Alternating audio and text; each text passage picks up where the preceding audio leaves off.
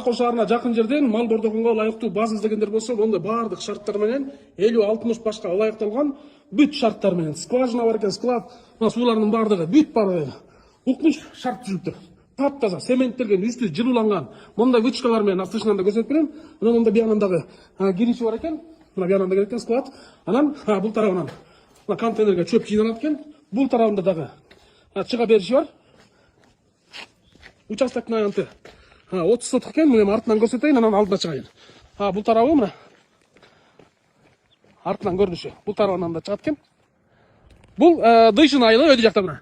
Дыйшын айылынан ылдый кирген, трассадан ылдый киргенде ушул жерде баздар бар. Ушул жерге бардык шарттар менен ушундай баз сатып атат. Мына бул тарабынан караганда могу жерге чөп жардын баары ушул жерден кирет экен. Мына вычкалар менен бардык шарттардын баары жасалган экен.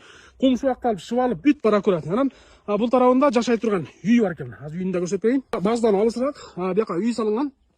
Мондай бардык шарттар менен. Тыштагы ажатканасы менен, биякта толкана эмне.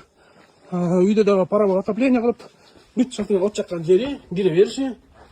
Мына топкасы.